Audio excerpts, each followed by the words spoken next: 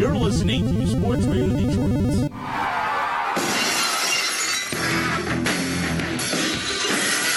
Well, welcome to Parsons and Slow on Sports Radio Detroit and AlienXRadio.com.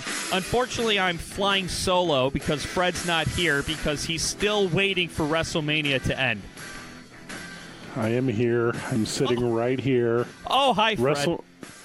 WrestleMania ended, and to the layman, it was only 8 hours long. But for myself, a connoisseur of sports entertainment, it started on Friday night when NXT TakeOver spilled into Saturday with the Hall of Fame induction, where a crazed fan attacked Bret Hart in the middle of a Hall of Fame speech, which was fucking nuts. No, that was a work, wasn't it, Fred? Come on. No. With everything else in wrestling staged, does the WWE really expect us to believe that someone really tried to tackle Bret the Hitman Hart? They cut to black. The guys ran the stage, tackled Bret Hart. They cut to black. I thought he was stabbed for certain, because what else would you do to a retiree and cancer survivor? But then all the Twitter videos came out, and then it was just what's Ronda Rousey's husband's name? Steve. I don't know. No, it's that Brown guy. So Travis Brown is just dropping hammer fist, and Tommy Dreamer. So anyway, after NXT and the Hall of Fame, I'm up to like 8 hours already. Then WrestleMania proper, 8 more hours, 16. Raw on Monday, there's 3 more hours, 19. SmackDown on Tuesday, there's 2 more hours. I'm up to 21 hours. By the way, NXT and 205 Live on Wednesday? Are you kidding me? I watched 24 hours of wrestling this past week, and I'm still hard. I have no idea what the hell you just said, except I don't think WrestleMania ever ends for you, Fred. But back to this Bret the Hitman Hart thing, okay? Yeah. You mean to tell me that WWE security is so piss poor that some random fan got all the way past security, all the way up into the ring, rushed a WWE Hall of Famer. The WWE Hall of Famer just stood there. He didn't counter it and put the guy in a sharpshooter. Fake, fake, fake. Okay, first of all, Bret Hart don't get no sharpshooters no more. He an old man. Secondly, every single wrestler that surrounded the ring dove into the ring and beat the shat out of this guy. How did he get past all the wrestlers to begin with? Running. If this was real, he did it by running because it was the craziest, dumbest shit ever done. Like, he shouldn't have not done that, but he did it. Well, I'm glad Bret the Hitman Hart is fine, even though the attack was fake. But Fred, put your casual wrestling fan hat on right now. Okay, I don't know if I own that, but yes. Now, back in my day, Fred, when Stone Cold's giving Stone Cold stunners and The Rock was laying the smack down on candy asses, yes. A pay-per-view would start at 7 and wrap up at about 11:15. So that's 4 hours, and to me that seems like an adequate amount of time. This year's WrestleMania, what time did it start and what time did it end? Well, I mean, we're talking about some sensitive numbers here. I'm going to tell you that it started at 3 Mountain Time, so it would have been 5 o'clock your time. Okay, and what time did it end? Oh, I don't know, 12:30 your time? Jesus, that's like a full shift at work. Are you telling me? Yeah, it was... I mean, are you telling me that you were at rapt attention for 8 hours of wrestling? I mean, weren't there certain times when you're kind of like, okay, we could skip this match, we can kind of move on with this? I literally, that's the first time I've ever heard that sentence. What? We could skip this match. It's not that important. I've never even. If you were to Google, hey, we could skip this match at WrestleMania, it's not that important, there would be 0 search results. I'll take your word for it. Well, okay. I mean, it's not the opinion I thought I would hear, but I'm glad you enjoyed it, Fred. Wait, what were you expecting? Well, I don't know. I'm just seeing wrestling fan after wrestling fan just saying, okay, this is a bit long. This is a bit much. Because they don't know how to party. These are fool-ass punk bitches. Because what it is you set it up the way we did. So me and the girlfriend get together. We have a couple friends over to the house, and we do themed snacks. We have some beverages. It's a marathon. We're not. I mean, although it opened like a sprint, like there was battle royals and Brock Lesnar was the first match, and it was like the most exciting thing maybe possibly ever in the history of all time. But then the end was also that. So then you have to, and it was perfect. Well, Fred, I'm glad you had fun. I hope you got your money's worth. I'm glad that you enjoyed 8 hours of wrestling. I wish that there was anything I enjoyed that much, but I'm happy for you. More like 24 though, like I just said, like 24 hours. Yeah, it's a lifestyle, not a pay-per-view. Do you ever hear anyone say, "Hey, Christmas is too fucking long"? Yes. No. Parents. No, they don't. Parents and poor people, Fred. Well, I am one of those too. Figure it out. But, Fred, you know, people love pro wrestling for the storylines, and there's great there's great writing. As much as I bust your balls about it, I loved wrestling back in the awesome McMahon days. Really were some great storylines. Mike, you're making me so mad. Why? You would love it right now if you watched it right now. And I'm going to give you the speech I give you every fucking year at this time, Mike. A really good swerve in wrestling is better than any storyline in any TV show, period. A really good swerve in wrestling is better than when the fucking ice dragon shows up in the Game of Thrones. A really good swerve in wrestling is better when Dan Goodman didn't actually die in a coma. A really good swerve in wrestling is better than fill in the blanks. Maggie shot Burns. What I'm trying to say is it is the best thing entertainingly possible, and you are missing out, and you're making me so mad. I'm sorry, Fred, but you know what? You know what sport is giving WWE a run for its money, swerves wise? AAF. No, the NBA. Oh, now congratulations to the AAF, who had 44 players signed this past week by the NFL. Oh, good for them. Didn't the NFL say don't sign anyone from the AAF, and the team owners were like, "Screw you, we have cheap practice squad players." That's exactly what they said. So if you took the over under on NFL players, AAF players going to the NFL, it's about 1.2. Yeah. Well, good for them. I hope I hope they find success. But Fred, I got to be honest with you. I care very little about basketball. Okay. But I love train wrecks. Ooh. And you're talking about a good swerve.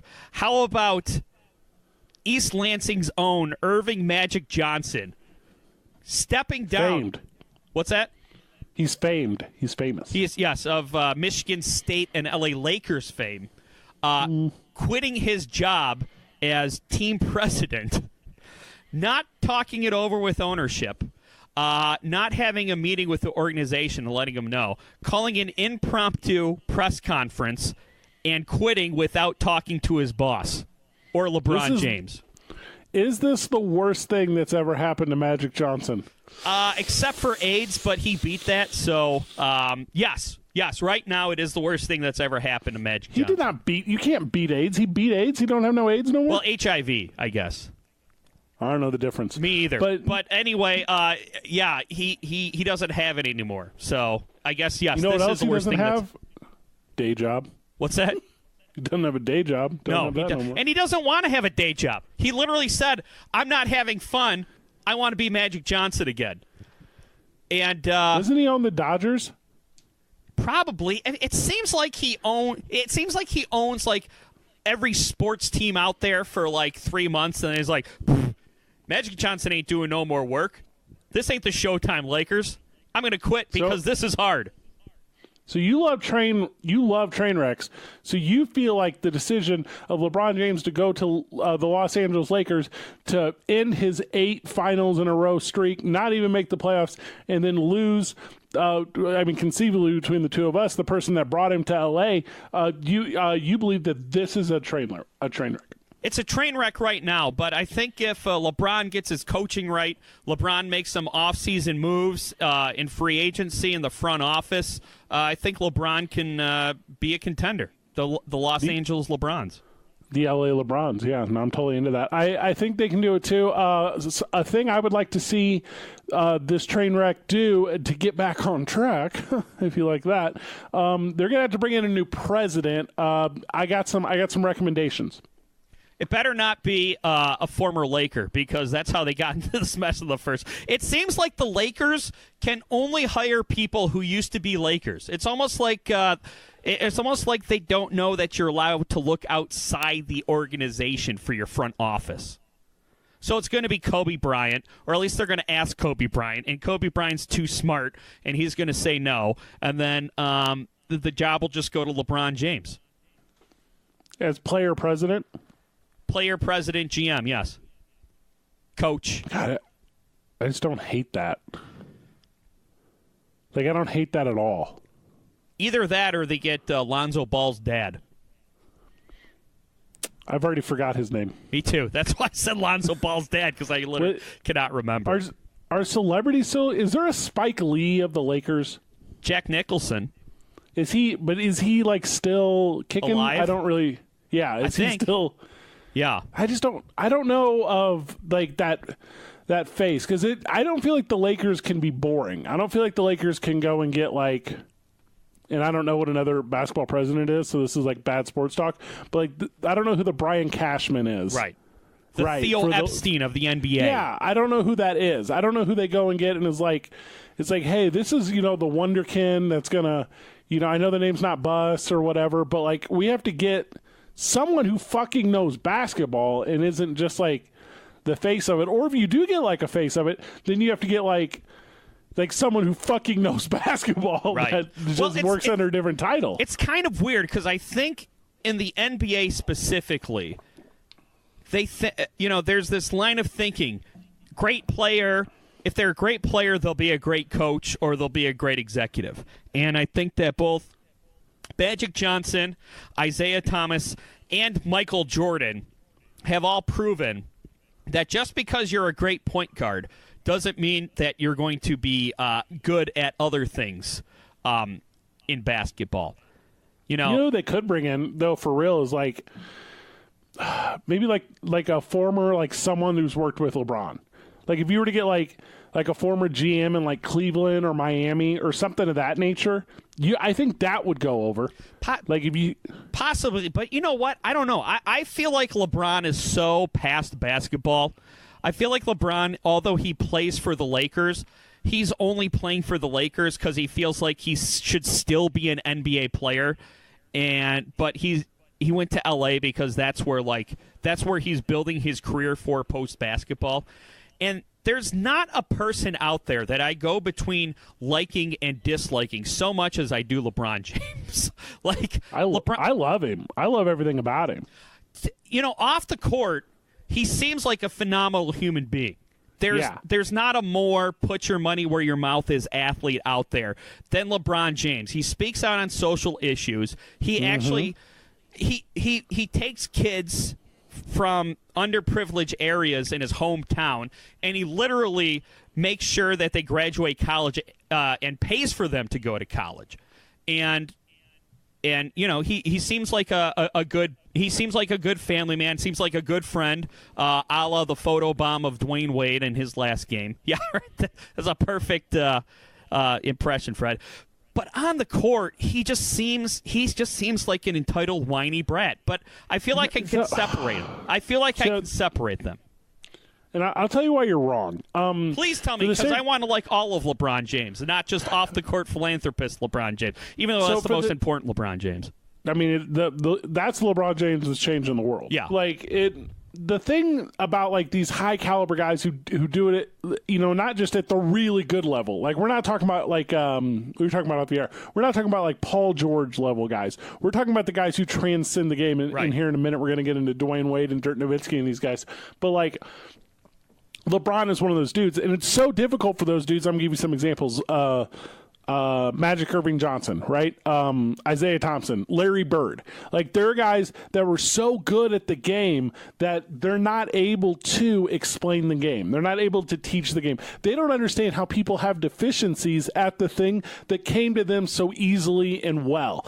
And I think LeBron has a little bit of that in him. I don't think LeBron would be the best coach because I don't think LeBron can communicate well enough with 19-year-old Swaggy B as a basketball Zion player. Williamson, he never had the obstacles that, and Zion Williamson's a really good example because he should be the next LeBron, right? But there's never going to be a next LeBron, right? So it's like So it's really tough for those dudes to translate that in their craft. Right. So what you're saying is they're so naturally gifted, they didn't really have to learn the game. So they don't know. I'm not saying they didn't work. I'm not saying they didn't put in the effort. But yes, what you're saying, yes.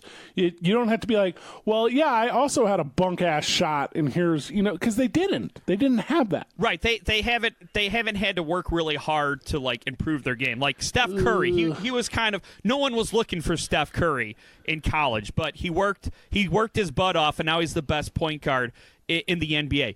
He might be a good coach because he had to kind of work really hard. Where like Wally Zerbiak. Yeah, right. LeBron James, yes, he has worked hard, but he was so naturally good at what he does, he doesn't know how to teach someone to be better at it. Well, and it's because has LeBron James ever been coached? Like, has there ever been someone to approach LeBron James and say, "Hey, dog, I think you might, have a higher success rate if you did X, Y, and Z." Do you think he's ever processed that? I mean, maybe in high school. Maybe, but by the time. Maybe in high school, but by the time he got to the NBA, no, he probably has never really had to be coached, at least individually. Maybe somewhere along the line, someone had to coach him how to work as a unit with the rest of his team. But yeah, you're right. He probably hasn't had any coaching or any learning of the game in a long, long time. We're going to jump sports real quick just for 10 seconds. I often talk about Trent Dilfer whenever I talk about this kind of role. Trent Dilfer was a guy who was a struggling fucking quarterback. He did win a Super Bowl, but he didn't win it. Like, he just took the snaps on that team. With that said, Trent Dilfer in analysis is so fucking spot on. Right. Trent Dilfer knows the game and can draw up plays. Tony Romo was a guy who didn't do it. Like, Tony Romo played a long time, and he got the job done at the highest level. Cool. But he didn't win the big one, and he wasn't the most transcending guy.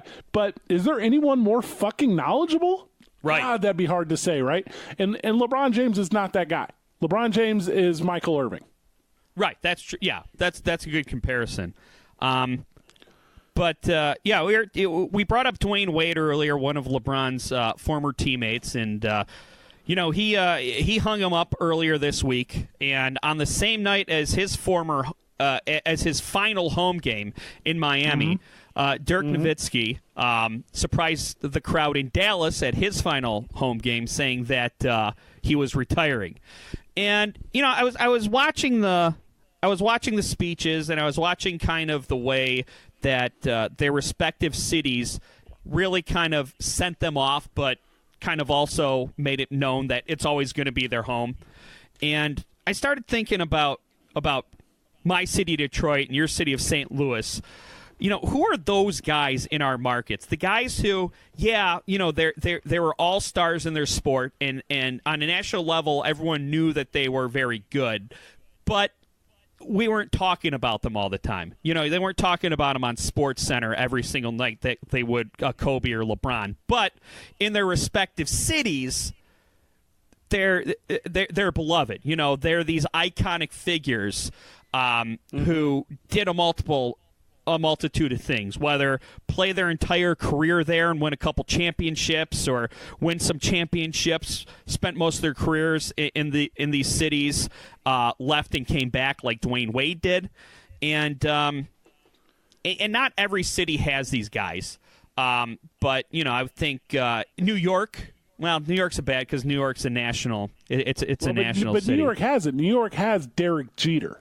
Right. And like Chicago, like Ditka, who, yes, nationally people know him, but in the city, he's an icon. Dwyane Wade has always been an all-star player, but in Miami, he is the guy. Same thing with Dirk Nowitzki in Dallas.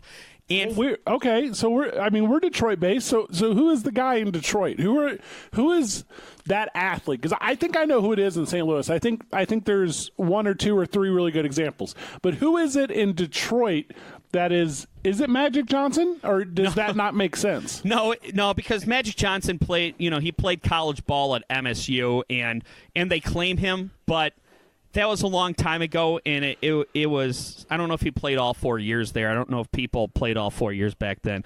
He's beloved in East Lansing, but he's not a Detroit institution. I would say the most recent one would probably be Steve Yzerman. I would say Isaiah Thomas. Number 19, right? Yeah, the captain of the Red Wings. I would say Isaiah Thomas, but I feel like his career has been kind of tarnished since his playing days. Okay. Steve Yzerman played over 20 years in Detroit. Yep. The Red Wings were in the crapper when he came. They won a bunch of Stanley Cups with him, became a dynasty, and he was the captain for all those years. And his post-playing days career, he's been the general manager of the Tampa Bay Lightning. He's been very successful to the point where Red Wings fans are begging for him to come back as general manager of the team. So I would say the most recent one would be 19 Steve Yzerman. Now, I think Justin Verlander could have been that guy, and it's not his fault. But, he was here when the Tigers were really good. They were meeting your St. Louis Cardinals a couple times in the World Series. Do you remember they threw it all over the field? Do you remember that? They just threw it everywhere. Like now we're supposed to go, they just threw it. Just countless throwing errors. Literally hundreds. Yeah, well, yes. And, your team won, and you try to trash talk me, but I didn't give a shit. But Justin Verlander, he was here for those years, and I think if he would have won a ring or two and didn't get traded to the Astros, he could have been that guy. Now, no one's begrudging him for being traded to the Astros because the Tigers became a dumpster fire again, and that year the Astros became Detroit's adopted team. But I think Justin Verlander could have been that guy, but that guy right now is Steve Yzerman. So I hear Steve Yzerman, and here's what I'm going to raise you with. The problem I have with Steve Yzerman is I feel like, and I'm not a hockey guy. Like, I'm not a hockey guy, but I know for a fact he played with Paul Coffey. He played with Luc Robitaille. He played with Brett Hall. He played with Brendan Shanahan. He played with, and I can keep filling out the list. Like, I think his success was, like, strongly based off, like, the success of others, right? And I often feel like he was only the captain because he was the captain before everyone got there. Well, but, I mean, all those guys that you listed, they kind of filtered through. And, yes, he had a lot of talent around him. But, I'm not really... Who's the guy in the limo? Who's the guy in the limo? Oh, Vladimir Konstantinov. That's a fucking name. Yeah, well... That is a tough name. That's probably one of the most tragic stories in Detroit sports because he was part of the Russian Five. He was a dominant, very feared... defenseman, and obviously he hasn't been the same since. But yeah, I mean, you make a good point. Obviously, Yzerman didn't do it by himself. But I'm not even saying most dominant, because we're saying most dominant, it'd be Barry Sanders, who quit on the team kind of like Magic Johnson did. A day before training camp, he said a fax that says, I'm retiring. I'm just talking about a guy that's been around and has endeared himself so much to the hometown crowd that even though he's been gone for years, he's still an institution and is never going to have to buy himself dinner or a drink in the Metro Detroit area. So who's your dude in St. Louis? I want to make this transition. Before I'm going to make this transition, I think Detroit and Michigan proper has it kind of unique in a sense of like those hockey teams you talked about with Detroit, and let's talk about the Pistons of the early 2000s, and then if we go to the early 90s, the Fab Five. Like, I think like Detroit and Michigan has been so fortunate to have teams, and those teams are kind of the spotlight, and that makes yours really fucking tough. Well, go ahead. Oh no, well, even before the show, you said kind of half joking Chauncey Billups, and I said, you know what? If Chauncey Billups played his whole career here in Detroit, he might have been, because Detroit loved that team. And they were good for a long time, and they loved Chauncey Billups. Mm-hmm. And I think if Chauncey Billups would have had a few more good years in Detroit, he could be in that conversation. Well, and I think our age bias is shown a little bit, because could we be having this conversation about like Al Kaline or Al Kaline? Absolutely. Ted Lindsay, so, who just passed away, would be up there. There are a handful of guys. I'm going to give you two names. Yeah, Gordie Howe, obviously. That might be the one. Like, if we're being serious, that's probably the one. Yeah. St. Louis is different. I'm going to give you one that I think is in the running, and then I'm going to give you the one that I think it is. In the running, Leon Spinks. Leon Spinks is a St. Louis guy, fucking boxer, world champion, Olympic gold medals. Like, Leon Spinks is as St. Louis as fucking St. Louis gets. Huge boxing community, huge. That's it. Like, that's a guy. But here's why he doesn't win. because he's not Jackie Joyner-Kersee. And Jackie Joyner-Kersee, I think, is the epitome of St. Louis, like from St. Louis, number one. Number two, minority, woman, Olympic gold medalist. And now with like everything she's done with like boys and girls clubs and everything she's done with like community outreach, I think she's the gal. That's the St. Louis one. The St. Louis athlete is without a doubt in my mind Jackie Joyner-Kersee. Now you're going to hear it. You can get some other arguments, right? If you want to talk about like famous pro wrestlers, if you want to talk about St. Louis Cardinals, obviously Stan Musial. If you want to talk about some of these team guys, like some people tell you Jack Youngblood from the St. Louis Cardinals when they played football, or wherever the Rams were here, Kurt Warner or his wife Brenda Warner. Like there's, I'm a big fan of Brenda Warner. Duh. But I mean, there's a list of names, but I don't think any of them surpass Jackie Joyner-Kersee. Jackie Joyner-Kersee is just the absolute top as far as, in my opinion, doing it at the highest level, being born there, representing there, and then going on to represent your country. That's really interesting because, when I was thinking of this, I was only thinking of the four major sports, but yeah, so yours is kind of an Olympian in an individual sport. Mm-hmm. Now let me ask you. I'm sorry. Go ahead. I was just going to say, just trailblazer. That's the part for me, because it didn't just change like St. Louis and the athletes that come from St. Louis. Because we can talk about fucking basketball players. Darius Miles was the number 1 overall draft pick. He didn't play for shit in the league, but like that's a cool fucking claim to fame. Mm-hmm. And like, there's all of these kind of individuals that came up and went through, and Al fucking McInnes. I mean, they're just guys, right? There are guys that did it for the longest time, but none of them, I think, are that epitome, like, period. Randy Orton is headline WrestleManias, but he don't beat Jackie Joyner-Kersee. Now, I know this guy's nowhere near in the running, but I'm just curious. St. Louis fans, how do they feel about Mark McGwire? Love. That's the stupidest thing you ever asked. Good. Well, because nationally, he was caught up in that whole steroids and creatine thing, and he kind of became the poster child of that. And there was a little tarnish on his national brand, which look, steroids. I can go for an hour on steroids and how I think that whole thing's hypocritical. But I'm glad to see locally, Mark McGwire still has a home in St. Louis. Yeah, I mean, he absolutely does. And the thing is, the summer of '98, right? Like Mark McGwire, Sammy Sosa, and they're every single night they're just cracking dingers left and right, and the it would be hard for me to say that didn't save baseball, because 1994 and the strike and everything that went bad in Major League Baseball.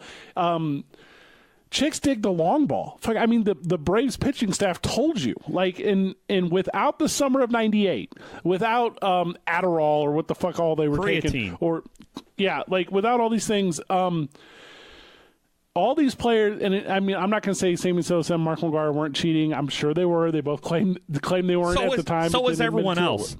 Yeah, and they really upped their cheating game fucking afterwards, because McGwire and Sosa, that was just as crazy as sports got in my young age. I would have been 14 at the time, I guess, and I was obsessed with it. You didn't miss it at bat, and I was so fortunate for 10 years to have Albert Pujols, and I didn't miss it at bat when Albert Pujols was up either. But I'm telling you, it was a bigger deal than what arguably could have been the greatest 10-year stretch in baseball history in Albert Pujols. That was bigger than this. Well, and here's the thing too, Fred. You are 100% correct that in the summer of '98, baseball was on life support, because that strike of '94 really pissed off the fans. They thought that there was a bunch of entitled athletes wanting more money to play a game.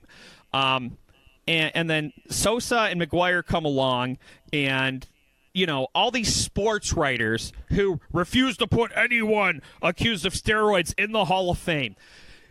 These hypocrites sat there and they ate it up, and they turned the other way while Sammy Sosa and Mark McGwire saved baseball. And so that leads me to believe two things about these baseball writers.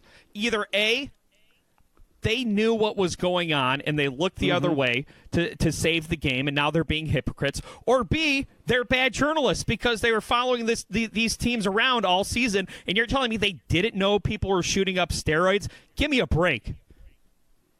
I just put the little, so you know when you have a conversation about a topic and then you have like these memories that'll trigger, right? Yeah. You have like these and you can't help them come back. And I think I'm going to change my entire stance right now.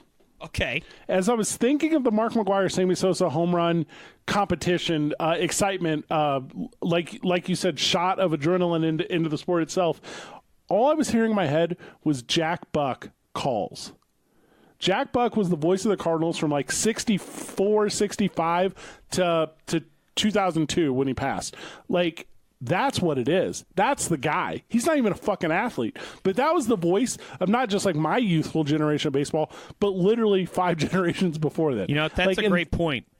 That's crazy to think about. We had a guy like that, too, here in Detroit, Ernie Harwell, who he was on the radio for years and years. Your grandparents would tell you how they used to listen to him, and then your parents said it, and it was like a national day of mourning when he died. His funeral was at Comerica Park, or at least there was a public viewing. Yeah, similar thing for Jack Buck, and Jack Buck gave this 9/11 speech after baseball resumed after 9/11. I think you remember everything was paused, like nothing, right? No sports were happening or anything, and I got goosebumps, man. We're gonna have to go to break in a second. I'm gonna get weird. There's these stepping stones, like these milestones from my youth and childhood in sports, and if they involve the St. Louis Cardinals, they involve Jack Buck. Right, right. You can't separate the two up into to a certain point. It's Parsons and Slow, Sports Radio Detroit, AlienXRadio.com. Because I feel like a salad tossing might feel good. What? Out of Bounds Detroit podcast. Tuesday morning and Friday mornings here on SportsRadioDetroit.com. Looking to reach new potential customers? SRD can help. We work with any size business and budget. Plus, our amazing listener base grows every day. For more information on how your business can advertise with us, feel free to send us an email at sportsradiodet@gmail.com. That's sportsradiodet@gmail.com. SRD, Detroit's podcasting home. So, Mike. Yes? What is it? What's what? Just tell me what it. I don't even know what it is. I don't know. I don't know what you're asking me, Fred. So what is it? What is what? It's like a hole. What is? Like what is it? I don't know what it is. That's what I'm asking you. Like everyone tells me. I'm so confused. I'm going to X out of this podcast. Like it's a hole in space? What, a black hole? What is it? I don't get it. Black hole is a collapsed star that has such a gravitational pull, it sucks everything around into it and destroys it. Right. Yeah. But what is it? It's a collapsed star, I guess. I mean, that's all I know. I'm no NASA scientist, but that's my 4th grade science class understanding of it. Okay, now I understand that part, but like, what is it? What do you mean? What is it? Like what is it? Like, I don't get it. Like, I don't know what it is. You want me to Wikipedia it for you, Fred? I just, like, everyone's telling me that it's something. But I don't really know what it is. What is it? From what I understand, it's something to be feared, so I don't know why we're celebrating that we got a picture of it. If it's close enough for us to get a picture of it, we're probably all doomed. Wait, is it close? I guess it's close enough to be photographed. How close is it? I don't know. Maybe you should describe the news story. It's 50 million light years away. Okay, is that a lot? No. No, it's not. And that means what we're seeing of it is 50 million years old. So hopefully it's dead, or it's 50 million years stronger than the picture we saw of it. Or maybe it killed dinosaurs. I don't know. Maybe. That's what I'm saying. I don't know what a black hole is. I don't know anything about it. Right. And we're talking about it this week because we got a picture of it. And I have to say, the picture of a black hole was kind of underwhelming. Like, do you remember when you were a kid, Fred, and there was an eclipse, and the school didn't have enough money for everyone to have eclipse glasses, so what you had to do is you had to poke a hole in a piece of paper and hold it up to another piece of paper, and you just saw like a little sliver of light. You may have been in a cult. Yeah, well, yeah. Public school education is a cult, brother. But yes, that's kind of what this is. I mean, yes, it's a very exciting scientific discovery, but visually, aesthetically, I feel like this picture of this black hole leaves a lot to be desired. So this is the first one, right? Like, I don't want to be confused. Like, this is the first one that's ever existed? Yes, unless the first one that existed got sucked into a black hole and we had to start all over again. All right, I'm going to ask a very clear question. I just want a simple answer. Okay. What is it? The answer is I don't know. I don't know what answer you're looking for. That's what I'm saying. Literally no one knows what it is. It's a collapsed star with a gravitational pull. Maybe. I mean, what did Einstein say it was? I don't know. I'll have to ask him on my Ouija board. That's the point. This is nothing. This is literally nothing. I mean, I guess it's nothing. I mean, I guess you could explain away any achievement just by asking what it is over and over, and after I give you a satisfactory answer, you keep saying it's nothing. I mean, I told you what it was, and it's the first time in history it's been captured photographically, so it's somewhat of a big deal. But, like, what does it do? It doesn't do anything. It sucks everything around it into it. It kills it. Well, see, you didn't mention that part. Yeah, well, you know what? I thought I did. But you were too busy. You were too busy asking why, like you were a child who wanted a snack, and I wouldn't give it to you, that maybe you didn't hear me the first time. As it sucks stuff into it, where does it go? To oblivion. That's not...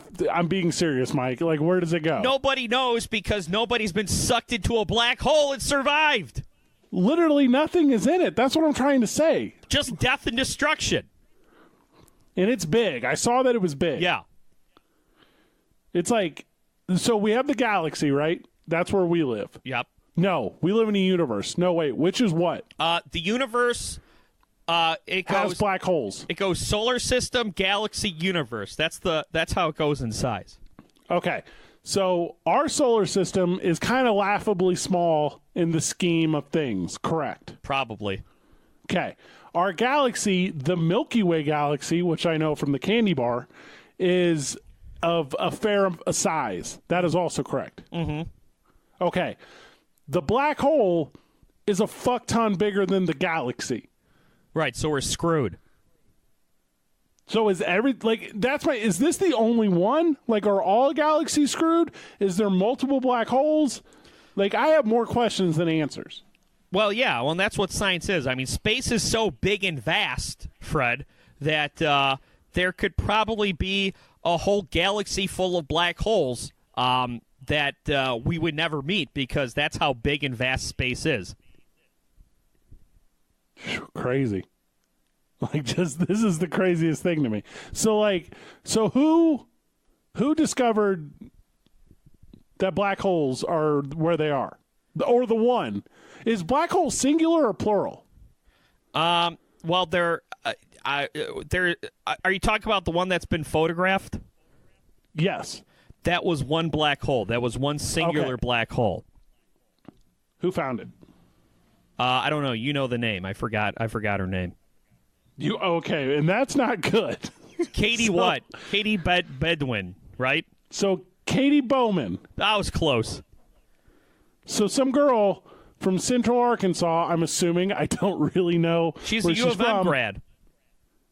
That's not true, is it? I mean, I don't know if that's where she got her super higher education, but somewhere along the line in her schooling, she graduated from University of Michigan. So Dr. Bouman says, I think I can find it. And then she got like a team of experts together and they found it? ? Yeah, I guess what happened was they had some kind of really high-powered telescope and photography equipment that sent back data, and they had to produce an algorithm that would assemble all that data into the black hole picture that we see. I understood less of that than I understand of what a black hole is. Well, and that's why you and I are not scientists, Fred. You and I don't have to understand it because it was not our job to recreate a photo of a black hole. Here's why I feel like I might be underinformed. All of my information about black holes and the individual, which apparently was single-handedly discovered by one person, is delivered to me via meme. Yes, via anger bait meme. In what sense? What do you mean by that? Well, because I feel like more people are talking about the fact that no one's talking about Katie Bouman being a female who discovered the black hole picture than people are actually talking about the black hole. Like, the news of this black hole picture came out, and about a half hour later, there is a whole bunch of memes all over my Facebook feed. Everyone's talking about the black hole, but no one's talking about the female scientist who helped put together the data for it. And it's like, wait a second. The story just broke a half hour ago.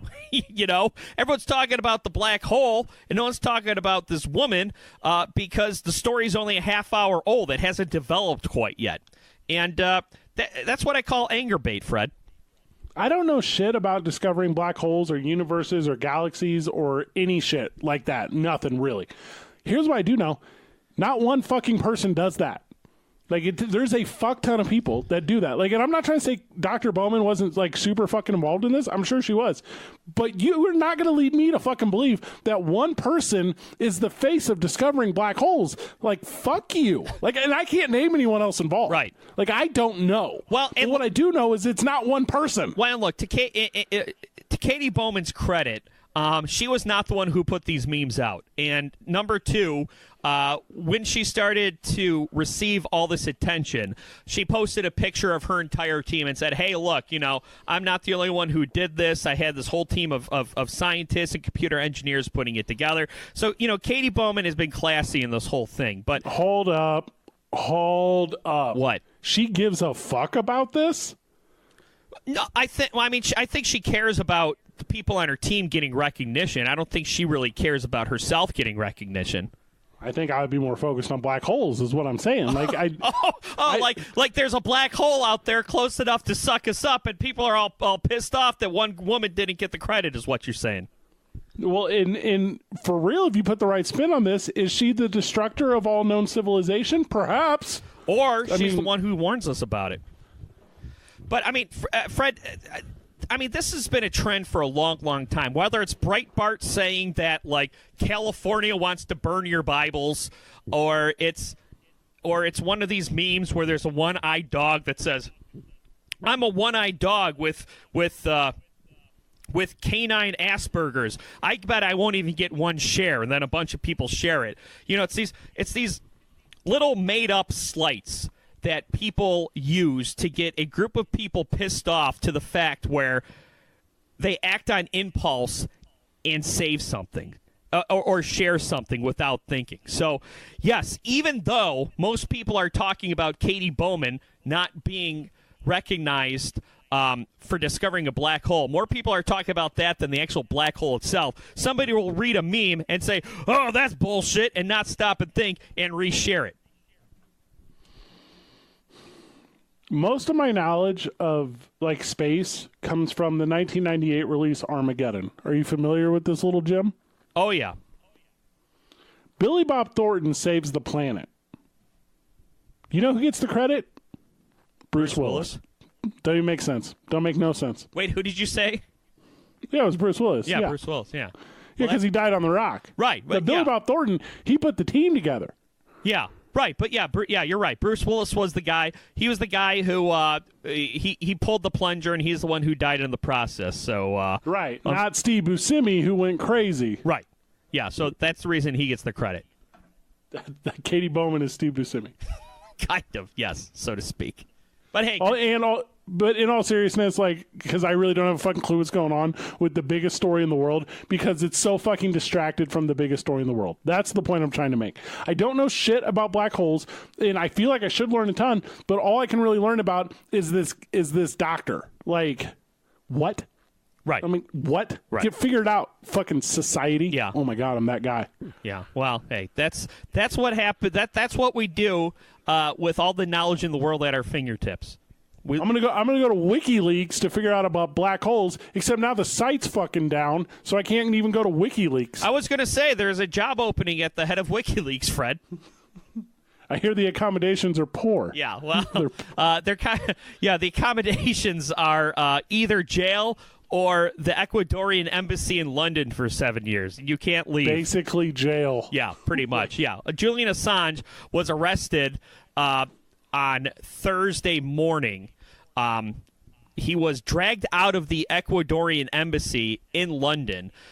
Looking like a recluse. I mean, he came out. He had, he's 47 years old. He came out with long white hair and a long gray beard, looking all like Gandalf. And, for some reason, the Ecuadorians, who have been housing him for more than half of a decade, decided they're not going to house him anymore. And London police went into the embassy and arrested him on behalf of the United States.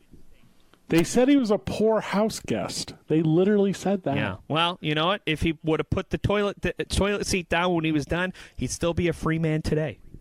He would be a free man today if he'd have gone to jail 7 years ago and been in jail for 5 years. That's true. Because he would be 2 years out of jail and he'd be fucking living like a king, like a Assange king. And he's Australian, right? He's from like Austria. Yeah. Did I confuse those two? He's Australian from Australia, yes. Yeah. So he basically can kind of like no one is turning Australians away. You know what I mean? There's not a country that's like, oh God, Australian, really? We need to build a wall and make Australia pay for it. Yeah. Like you guys are a little too crazy for us. No one. Like the United States would be like, yeah, stay here. Like do whatever. We don't give a fuck. You already spent your 5 years in jail. Like.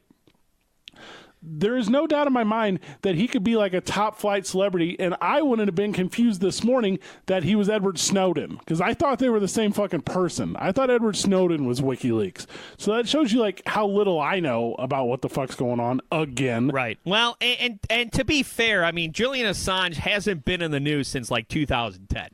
2010 is when WikiLeaks made the news because him and Chelsea Manning, back when Chelsea Manning was a dude, they declassified a whole lot of documents having to do with just about every aspect of United States foreign policy. Trying to like crack passwords or something, right? They were up to or there were secret communications between high ranking members of the government or contingency plans for like Iraq and Afghanistan, and of course all these internet conspiracy theorists thought it was the greatest thing because, Julian Assange was shedding light on our corrupt government. But, think about it. What exactly did we gain advantageously from these WikiLeaks being leaked? And I'm being serious. I couldn't name a thing. No, we're not any better off knowing this stuff. And all he did was put countless troops and even a lot of citizens' lives in danger. So he was never a hero. A hero. I'm always like a mixed bag on this stuff too, because I don't think you're corrupt for exposing someone's corruption. Like that to me is not weird, and I get that the idea behind it is really difficult concept because let's say you don't expose any corruption. So I'm going to give you a couple examples. Benghazi. I'm going to give you a couple examples. Emails. I'm going to give you a couple examples. The Mueller report. I'm going to like all these things went on for so long and then nothing comes of it. Right. But you're able to grow these crackpot ideas, right? These conspiracy theories and these efforts, and it's because the work was put into it. Does the work have to be put in? Yeah, absolutely. Because if you figure something out and something's fucked up, you got to know. But whenever it doesn't play out the way that you want it to play out because you're looking for that result, you just end up really mind fucked. Right. Well, and here's the thing. Was the United States doing some screwed up things? Yes, absolutely. But you know what? Every government and every military does some screwed up things. And you're not going to be able to change it. You're not going to be able to stop any of these bad things from happening. All you're going to do is compromise people working on your behalf's safety. And that's what happened. Did anyone get hurt aside from Julian Assange as a direct result of any of this? Not that I know of. Not that I know of either. And that's, God, that one gets tough for me because, like, as I just claimed, like, you have to put in the work to identify what could happen. But literally, if nothing happens, and I don't want to be like, no harm, no foul, but shoot, it like a little bit feels that way for me. And now there's going to be like a whole nother investigation beyond this, right? Like, so for instance, Julian Assange will be killed by the Russians. Don't think anything else is going to happen. Yes, he will be killed by someone very powerful that he has pissed off. Yes. And here's the thing. If he doesn't get killed by the Russians, which is a strong fucking possibility, then I have a conspiracy theory on why he didn't get killed by the Russians when he should have. Right, because he was working for the Russians. That's why. Right. And allegedly there's like sex tapes with him and Pam Anderson because Pam Anderson would come to visit him. Yeah, Pam Anderson and him had a thing. Like, he was her ultimate bad boy complex or something. But it wasn't just like Lady Gaga would visit him, like all kinds of weird shit. Like allegedly there's all these sex tapes and like and whenever it turns out there's not any, then I have a conspiracy about that too. Like this whole thing is going to be shrouded forever in this weird shit, and I'm going to watch all of it. But first I'm going to have to learn the backstory because I don't really know what's going on. Right, exactly. Well, and that's the thing too. You know, like people like Julian Assange and Edward Snowden, when they're in the news and their stories are current, we know it back and forth, and then they kind of go away for 2 or 3 years, and then we have this effect like what happened to you, Fred, a few minutes ago, that you can't remember who is who. No, and I really can't. Well, and not just who is who, but like who's on what team, right? Because if you'd have told me, like if we'd had this conversation in 2010, I'd be like, oh, Julian Assange. God, I'm not sure if he's a good guy or a bad guy, or I don't know. But here, fast forward to 2019. God, I'm not sure if he's a good guy or a bad guy. I just don't know. And like, how over a fucking 9, 10-year, 12-year span have I still not figured you out? Like, that's a weird thing to me. Well, yeah. Like, I haven't. Go ahead. No, I was going to say it's because, what happened is they get out of the news cycle and we stop thinking about them. So when Julian Assange and Edward Snowden are on our TV every night, we're challenged. We're like, oh, this guy exposed a lot of corruption, but he also put the United States at risk, but he might have done. So you're kind of battling with yourself trying to figure out who he is. They get out of the news cycle, and then you kind of, your thought process is stuck at where it was when he went away. You haven't been you haven't been thinking about him for 9 years, and then when he pops back up, you haven't really resolved it in your head. So you're back to just being confused about him. Well, and even just like 2.5 years ago, 2016, when he and President Trump or President Trump's kid or whatever were talking all the time, I was like, is he now Team Russia? It doesn't make any sense. The whole relationships don't make any sense. I don't know. I would have to see. When you watch Game of Thrones and there's like you can get like those charts how everyone's connected like through family or marriage or whatever. Do you know what I'm talking about? I'll take your word for it because I don't watch Game of Thrones. Okay, you need to hurry up. The new season starts literally in like 4 days. Oh, I know. I know, Fred. Do you know why? Because everyone around me watches Game of Thrones and they talk about it. What is your problem? Are you too hip? I don't know. I mean, I just never had the desire to watch Game of Thrones. All right, I'm gonna challenge you with something right now. What's that? Explain to me what your problem is.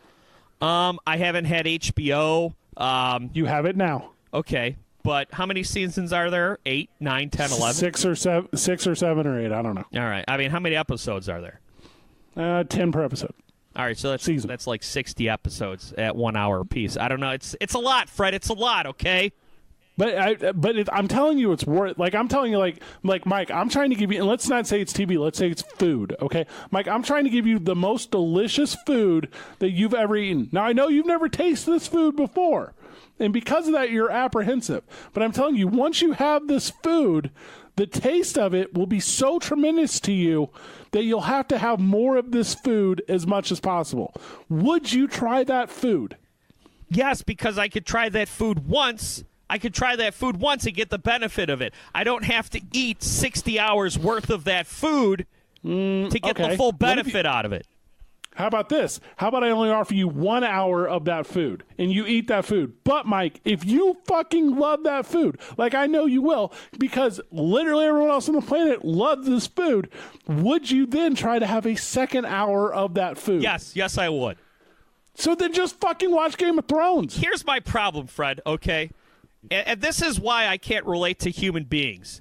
I don't watch wrestling. I don't watch Game of Thrones. I don't really watch sports. I don't give a shit about the Marvel Universe. I don't know anything about cars. So literally, all the things people make small talk about, I know nothing about.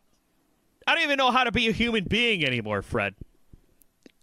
How do you function? I don't. I'm an outcast in every single aspect of my life. I get that it's okay to be an outcast if you can't do something. Like I'm an outcast in a lot of circles because I just can't, right? But you're in a position where you can turn on Game of Thrones. So you think you're telling me you think you're a better outcast than me? God damn it right now. What? If everyone else is doing it, Mike, you do it. Yeah. Okay, Nazi Germany. They were just not equate my Game of Thrones fandom to Hitler Youth. I don't know, Fred. I threw out the N-word because I've got no other recourse. So I was jealous. I had to compare you to Hitler because that's the nuclear option. I've got no recourse, Fred. Let's do this. I'm gonna issue one actual challenge for you and Chelsea from upstairs. What? Sit down and watch the first episode of Game of Thrones. I think I want to wait until the season's over because... God damn it. You're making me so mad. Why? Not why? What is the point of waiting? Why wait? I don't know, because the new season's starting already, and you know what? Instead of being far behind, I'd rather just not be in the race to begin with. Oh, my God. You're beyond infuriating. Here's the thing, Fred, okay? If I could go back in time, I would start watching Game of Thrones. But now I feel like I'm too far behind that it's just beyond me. No. You know what's still a good movie? What? Every movie ever made. That's the point I'm trying to make. Like, Game of Thrones is still good. You just go and watch it. Like, all you have to do, and this is going to sound crazy, enjoy time with your significant other and enjoy the finest fruit ever fed to you, the Game of Thrones. I don't know. Look, we're pretty into Letterkenny right now. Stranger Things is coming back this summer. I'll get to it when I get to it. I had never watched 90 Day Fiancé before I watched 90 Day Fiancé. Okay. I wouldn't know how incredible 90 Day Fiancé is without taking the very first step of watching 90 Day Fiancé. Well, Fred, I'm very happy that you found happiness. Oh, you're making me so mad. I have zero happiness right now. Good. Misery loves company. And you know what? We spent so much time you browbeating me about Game of Thrones. We couldn't even talk about Kim Kardashian's super lawyer, and now we're out of time. Her dad, Robert Kardashian, the lawyer, the big deal. No, Kim Kardashian is going to be a lawyer in 2022. I can't tell if you're being serious. You're talking about Robert Kardashian, R.I.P. Kim Kardashian. Earlier this year, she used her celebrity to get a woman who's been in jail for 20 years on a non-violent drug charge to get her out of jail. Okay. She found that to be so rewarding that in the state of California, instead of going to law school, if you work at a law firm, after 4 years, you can take the bar exam. If you pass the bar exam, you can be a practicing lawyer. Her plan is to work at a law firm for 4 years, take the bar exam in 2022, then become a lawyer and get more people who don't deserve to be in jail out of jail. Define work at a law firm. I don't know because I don't.